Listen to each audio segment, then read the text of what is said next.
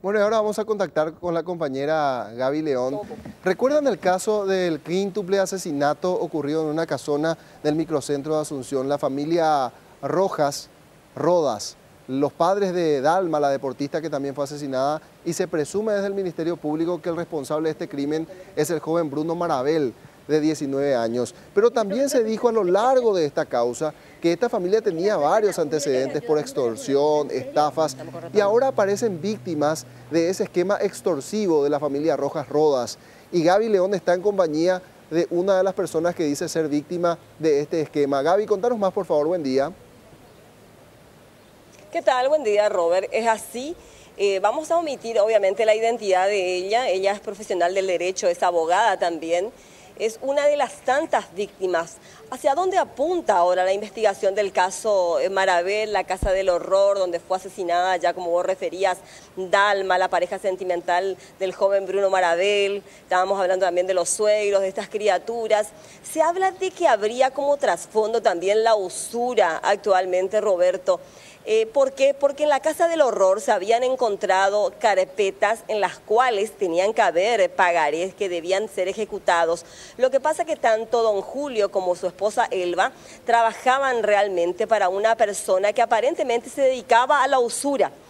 ¿Qué acontece? Ellos presuntamente se habrían apropiado de una centena realmente de pagarés que debían ser ejecutados, y no se descarta la presunción de que la muerte de estas personas haya sido por encargo. Tampoco es descabellado lo que había dicho Bruno Marabel, de que supuestamente le querían hacer firmar un pagaré para que el papá pierda casa. No es descabellado, más aún por la historia que vamos a escuchar ahora.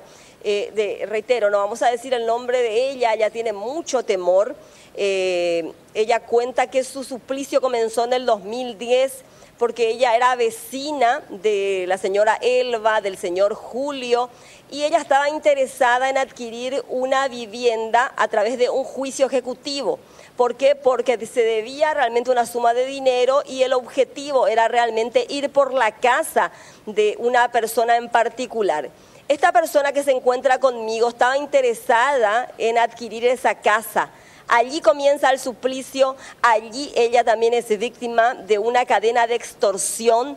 Ella también le intentaron incautar el vehículo, incluso la casa que ella compró actualmente también se la intentaron quitar. Contanos la historia, porque sabemos de que vos demandaste a la señora Elba, demandaste al señor Julio, incluso al dueño de la casa del horror. Estamos hablando del señor Néstor Andrés Maki Amarilla, en cuya casa se encontró los cuerpos sepultados de estas personas, ¿verdad?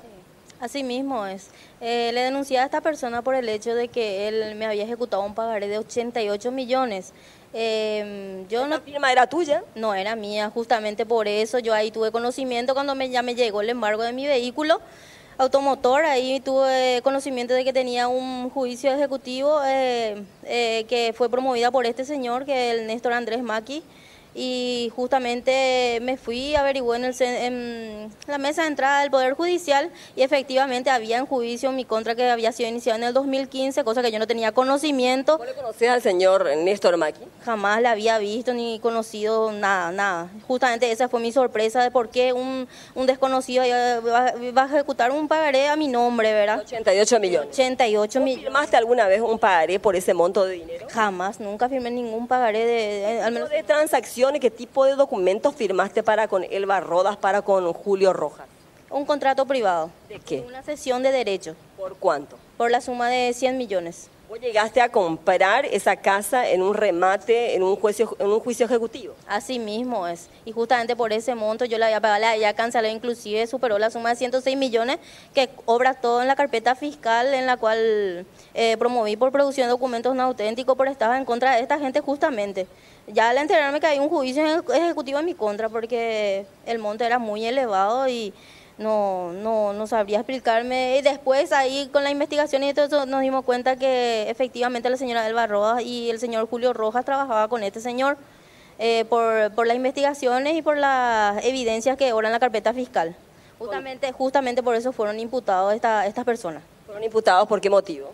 estafa? Por producción de documentos no auténticos y por estafa, porque con la pericia realizada se comprobó que efectivamente no era mi firma. Contanos, ¿y con qué te amenazaban ellos?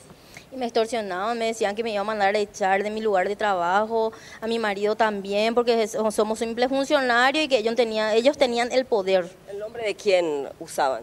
Y para amenazarme, ella usaba varios nombres. Él, por ejemplo, me decía el ministro del Interior de su amigo, Yucio es mi amigo, varias personas nombraba que ahora por el tiempo transcurrido ya no recuerdo más en esa época quiénes eran, ¿verdad? Pero el que más me nombraba era que su amigo era Yucio. Me decías que es todo una red, toda una rosca que integra el señor Néstor Andrés Macchi, dueño de la Casa del Horror. También trabajaban con ellos la ahora fallecida, la señora Elba, trabajaba el señor también Julio, e incluso la persona de quien vos adquiriste la casa en remate también estuvo involucrada. O sea que es toda una red, toda una rosca. Es toda una rosca porque justamente en mi juicio ejecutivo figuran todos los nombres que están implicados.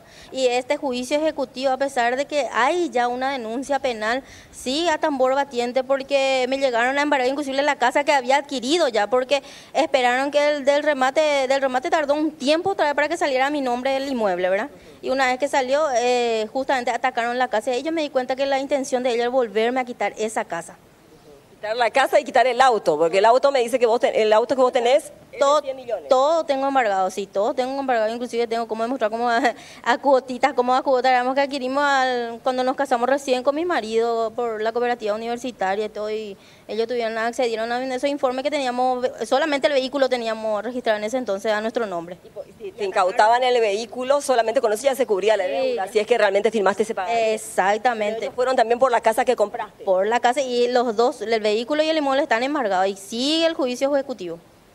A pesar de que yo ya presenté mi excepción de falsedad y que está todo demostrado, inclusive en mi excepción de falsedad propuse pericia caligráfica nuevamente en la parte civil.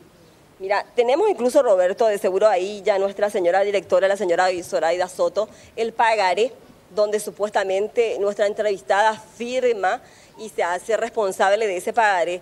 Sin embargo, esa firma nunca existió, la pericia caligráfica dijo, esa firma no es de la señora con quien nos encontramos, ella es funcionaria pública, el marido funcionario público, pero imagínate, accedimos realmente a información sensible de la investigación que está llevando realmente a otra arista de la investigación, que es lo que se maneja, reitero, en la Casa del Horror, tras la incautación, tras la verificación, se encontraron carpetas que obraban en poder del señor Julio Rojas, que trabajaba para el señor Andrés Macchi. En esa carpeta tenía que haber pagarés que estaban realmente todos guardados. Sin embargo, esas carpetas encontraron vacías, por lo cual se cree, podría que ese ser el objetivo. Se habla de que hay muchos pagarés. La Fiscalía tiene realmente una cantidad pero innumerables de pagarés y una cantidad de personas que están llegando hasta el Ministerio Público a manifestar que estaban siendo víctimas de una red de estafadores que falsificaban firmas